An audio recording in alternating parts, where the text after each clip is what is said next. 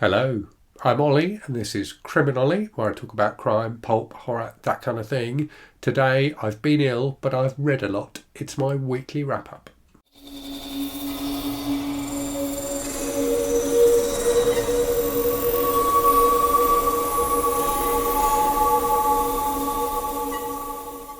So yes, you may have noticed a bit of disruption to the normal running of the channel this week. So I didn't put up my weekly Myrtle video on Wednesday, and I didn't put up a video on Thursday, and I haven't put up any shorts, I don't think, at all this week. So I've had COVID. So last week when I filmed this video, I was feeling pretty ropey. On Sunday evening, I tested positive for COVID, and I was feeling a lot worse on the Sunday, which is what prompted me to do the test. So that knocked me out completely for best part of 3 days, so Monday, Tuesday, Wednesday.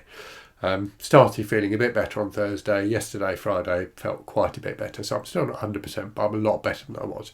So I am back, and hopefully normal service will resume on the channel this week. So yeah, I've basically been in bed a lot this week, and as a result have read a lot of books. So a lot of people are surprised that I can still read when I'm ill. I think a lot of people, when they get ill, reading is one of the things they lose the ability to do. But for me, it's just what I do. So I maybe haven't read anything particularly challenging this week, but I have continued to read. I've read a lot. I've read 10 books. 3 of those were in the same series. And what I've been doing this week, so I finished off a few things that are on my TBR, but then mostly what I've been doing is continuing this kind of ongoing book chain thing where I try, when I'm picking my next read, for it to have some connection to the last book that I finished. So anyway, I will talk to you about everything I've been reading. I'm not going to do the normal thing where I talk about what's been on the channel and what's coming on the channel. What's been on the channel is not much. What's coming on the channel is, I don't know. I need to figure out what videos. I feel like I've got the energy to get filmed. I will definitely get some stuff filmed, and hopefully we'll fill all my normal slots this week. But I'm not entirely sure what I'm going to do yet. I think I will probably do some looks back at 2023, some top 10, so probably a crime top 10, a horror top 10, and then like a everything else top 10. But we'll see what I managed to get done. Anyway, let's talk about the books. So the things that I was reading, I think when I filmed this last week, were 3 things, 2 of which were buddy reads, 1 of which was for Remember December. So the Remember December book was True Grit by Charles Portis, which I was rereading, or rather this time listening to. So it's a book I'd read before. This time I was listening to the audiobook version, narrated by the author Donna Tartt, who did a fantastic job. And I think I raved about this in my video last week, but she was really wonderful. You wouldn't expect an author to do such a good job of audiobook narration, but she was just fantastic and really gave the book something extra. So it's a book I loved when I read it last year. I loved it even more with Donna Tartt doing the narration. So I think last year when I read it, I gave it 5 stars. I would give the audiobook 6 stars.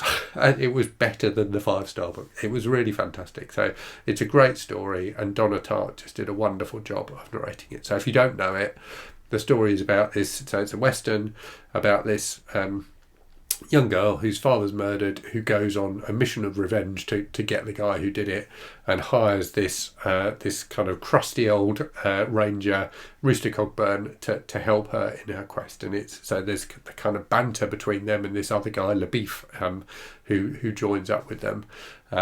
It's, you really care about the outcome as well. You really care that she gets revenge for her father's death. So just a wonderful book, and the Donna Tartt narration just made it even better. Also finished Tremor of Forgery by Patricia Highsmith. So that's part of my ongoing reading project that I'm doing with Anne from the channel Anne Novella, where we're reading all of Patricia Highsmith's fiction. This was not an outstanding Highsmith, but definitely an interesting one.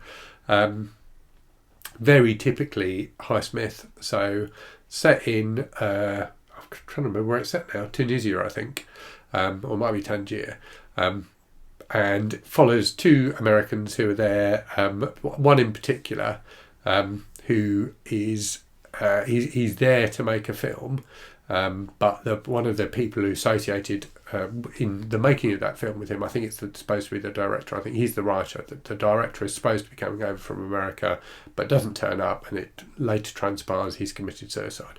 So it's kind of about this guy's life in this North African city. So a lot of stuff about like culture clash and things like that. But there is a crime element to it as well, which I won't go into too much because it will spoil it. But you do get this ongoing kind of relationship between him and this other American who's there. So that kind of Americans abroad thing is very typical of Highsmith. What was quite interesting in this one is there's more kind of overt politics. So written, I think, in the 60s, and there's a lot of stuff about like the American government trying to spread like anti-communist propaganda in other parts of the world. So that was quite interesting. So it was a decent Highsmith, definitely a 4-star read, but not one of her best in my opinion. Also finished reading Dark Gods by T.D. Klein, which is a buddy read I was doing on one of my patrons' burnout. So this is a collection of 4 novellas, very highly regarded. T.D. Klein, one of those authors who people rave about but who didn't write very much at all. I think he published this, a short story collection, and at least one novel. I'm sure I read somewhere that he'd published 2 novels, but I could only find evidence of one, which is a book called The Ceremonies. He also co-wrote the screenplay for the Dario Argento movie Tremor, which I think I've seen, but I can't remember. If I have seen it, it was years and years ago. So I might need to rewatch that. So anyway, Dark Gods is 4 novellas, 2 of which were phenomenal, 2 of which were absolutely brilliant. The other 2 were good, but very problematic in terms of their treatment of race, to the extent you could almost call them racist. I think they were, the handling of race in them was very strange, was definitely not something you would expect to see in a book today, and was troubling. So an interesting mixed bag. But the 2 stories that were great, which were P.T. and Nadelman's God, I thought were absolutely phenomenal. Like some of the best horror stories I've ever read. So yeah, definitely an interestingly mixed collection. So the other thing I read this week then, outside of my ongoing chain of connected books, was Back in the Jug Again by Geoffrey Willans and Ronald Searle, so the 4th and final of the Molesworth books. So I've been reading those over the last few weeks. So as with the previous ones, kids' book, written in the 50s, about a schoolboy at a public school, and just his thoughts about the world. Very surreal at times, very funny, and as I said, I think last week, a lot of the pleasure in these books comes in the way in which they're written. So Molesworth's way of describing the world. So just an absolute joy, and an interesting, like an interesting cultural artefact in terms of their, depiction of life in the 50s. I thought it was they're really, really fun, but they're really interesting books as well. Right, so let's get back to my ongoing chain of books then. So if you remember from last week, the last book I had read was this one, Herne the Hunter, Book 3, The Black Widow, by John J. McLaglen. So just to remind people, so the concept here is, I didn't have a full TBR for December, so I did this silly TBR game in my December TBR video where I randomly, using coin tosses, picked a book from my TBR card to read. That book was The Witches Book 2, The Trial by James Darke. And I have subsequently been reading connected books, so each book connected in some way to the previous one. So I'd got up to this one. So the next book I read then was this, Open Season by David Osborne. So the connection being that it's a book about hunters. So Herne the Hunter obviously has hunter in the title. This is a book about hunters. So this was a really interesting book. So an early 70s gritty, nasty thriller was made into a movie at the same time. And this is like the movie tie-in edition. The movie has Peter Fonda in it, but is like a movie that you can't really get anymore. I did find a copy of it, dodgy copy of it on YouTube, which I might watch at some point. But it's not like an easily obtainable movie, and the book is long out of print as well. Albeit David Osborne still seems to be publishing stuff as a kind of a self-published writer nowadays. So I might have to check out some of his more recent stuff. So anyway, the concept of this is there's these 3 like regular guys who every year take a week away from their families, go into the woods and hunt people, right? So that's the concept of the book. And the original title of the book, I think, was The All Americans, which I think is a fantastic title and really ties into some of the themes of the books.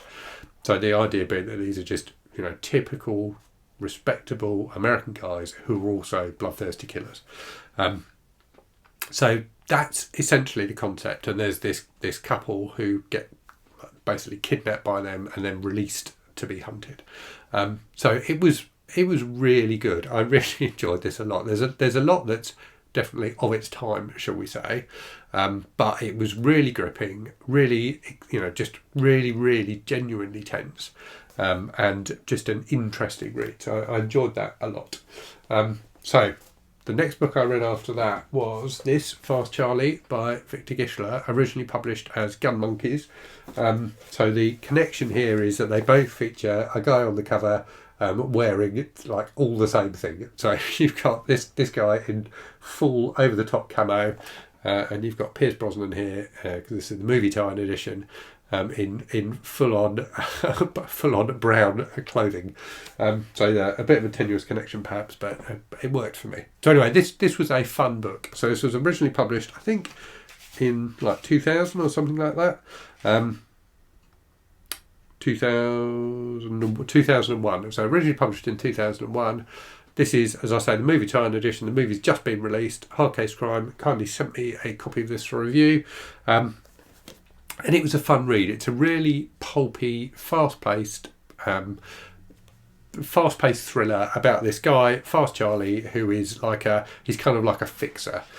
So he does stuff for slightly shady guys and gets involved in this increasingly complex plot of like betrayal and deceit and things like that. There's a ton of action in this book, a lot more action than you would normally get in a book like this. It feels like an action movie at times, but it was a really, really fun read, and I'm interested to watch the movie. I think it would translate quite well. It felt a bit at times like an Elmore Leonard book in terms of like the characters, those kind of like blue collar criminals, kind of all scheming against each other.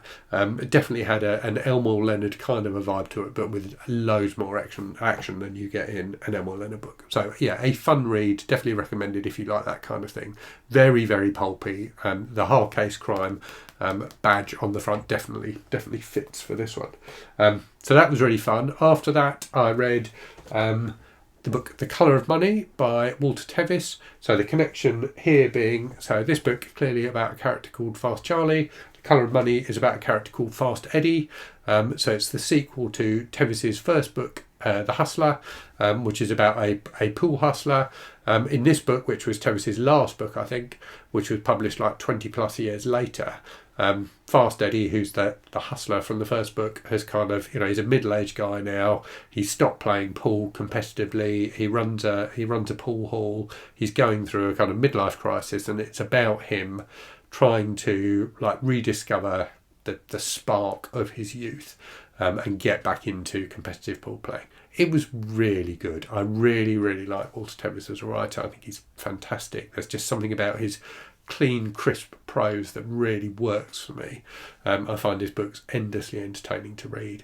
And this book had really interesting themes for a man of my age about kind of masculinity and aging and that feeling of that you get of becoming a bit adrift when you reach your middle years, and you've lost the glory years of your youth and don't really know what you're doing anymore, I suppose. So a really fantastic book. I thoroughly recommend both of those books, but you should definitely read The Hustler before you read The Colour of Money. Both of those obviously filmed, so The Hustler with Paul Newman like back around the time it came out, and then Scorsese made a movie of The Colour of Money with Newman as Fast Eddie and Tom Cruise. I get the impression, and I haven't seen either movie, but I get the impression the Colour of Money movie is completely different from the book, in that there isn't a character who would be the equivalent of the Tom Cruise character in the book. I think in the movie, Fast Eddie is like training up this new young pool player, Tom Cruise. The plot of the book is completely different. Anyway, so continuing on from that then, so that, as I said, was the second book in a series. So the next book I read was Macho Mojo by Joe R Lansdale, which is the second book in the Happy Leonard series. So the Happy Leonard series are, I'm coming to realise, fantastic. So I'd read the first book previously and thought it was good, but I didn't love it. And in the second book, it feels like he shifts gears slightly and makes the books... The first one was kind of a standalone, whereas this one definitely feels like the first in an ongoing series, where Hap and Leonard, who are these middle-aged guys living in Texas, who are... They're a bit like the two characters from Tremors, played by Fred Ward and Kevin Bacon, in they just kind of hang out and, they've not really made the most of their lives, shall we say, but they get by. And they're decent guys. What's really interesting about Hap and Leonard is that Hap is a kind of typical white Texan. Leonard, who's his best friend, is black and gay. So there's a load of stuff about about racism in America and in Texas, about homophobia and things like that, which is really, really well handled. And the constant banter between Hap and Leonard is massively entertaining in the way that kind of the buddy movie style of banter is entertaining. So anyway, in Macho Mojo, they end up investigating a really horrific crime, or horrific series of crimes, which was quite disturbingly horrific. So the kind of comedy and banter side of things felt a little bit out of kilter sometimes with the horrible details of the plot. But anyway, I enjoyed the book. It was really gripping and exciting, and I went immediately on to reading the third book in the Hap and Leonard series, which is Two Bear Mambo, which was more entertaining. So the plot in this one is, there's still some horrible stuff going on, but it's not as horrible as the plot in Macho Mojo. And so the kind of comedy elements felt like they worked a bit better with it. So really enjoyed that. So much so, in fact, that I then went on to read the fourth book in the Hap and Leonard series, which is Bad Chili, which again has some horrible stuff in it, but the banter and that kind of thing seemed to be even better handled. So it really feels like Joe R Lansdale is starting to hit his stride with these books as you get up to the fourth one. So they're just really, really entertaining. They're really funny. They're quite thoughtful at times, have great kind of slightly noirish plots. A bit of complexity there, but not too much. Bit of action. They're just really, really fun. And I'm therefore now reading the fifth book in the Hap and Leonard series, which is Rumble Tumble. So this is the last one that I've got. So the other ones I had on my Kindle. This one I think I picked up this paperback copy of it years ago, and then never got around to reading it because it looks quite boring. The cover, I knew I liked Joe R Lansdale, but the cover is kind of dull. The books were published in the 90s, and this is like a very UK 90s crime cover. And just nothing about that cover made me want to read the book. But I'm glad I'm now reading them, because they are a huge amount of fun, and I think there's another 7 or so in the series, and some novellas as well. So we'll definitely, when I'm off my book bang, be getting some more of these and continuing to work through them. So yeah, if you like fast-paced, humorous crime novels with a bit of an edge, Hap and Leonard, definitely entertaining. And you get that lovely thing I like, that I really enjoy with detective fiction, where the central characters aren't actual detectives. Of each time there having to be some convoluted reason why they end up investigating a crime. So I always enjoy that in crime fiction, and the Hap and Leonard series does a good job of it. So that's everything I have read. I think after this, so continuing the chain of things, I'm going to read another Joe R Lansdale book. So I've got, I can't remember what it's called, but the third book in the Drive-In series, which is like a kind of bizarro horror series he wrote. So I've got the third book in that series, so I'm going to read that next. And then I think I might go back to the Witches series and read the third book in the Witches series. And then we'll see where I go from there. I've kind of got a plan for the next 10 things or so. But yeah, we'll see where the mood takes me, but I will always make sure there's a tenuous connection. The other thing I'm going to be reading is Mary's Monster by Lita Judge, which I'm doing a buddy read of with Diane, one of my patrons. So I think we're probably going to start that this weekend or next week. So that's a book about the life of Mary Shelley, the creator of Frankenstein. So really looking forward to that as well. It looks good, and it looks like it's got some nice illustrations in it as well. So yeah, that will be something else I'll be talking about next week, I expect. So that's me done. Hope you enjoyed that. Do let me know if you've read any of the Happened Leonard books and what you thought of them, or indeed anything else I read this week. Let me know what you've been reading. And as always, thank you very much for watching. Hope you're safe and well out there. Hope you're reading good stuff, and I'll speak to you again very soon. Cheerio.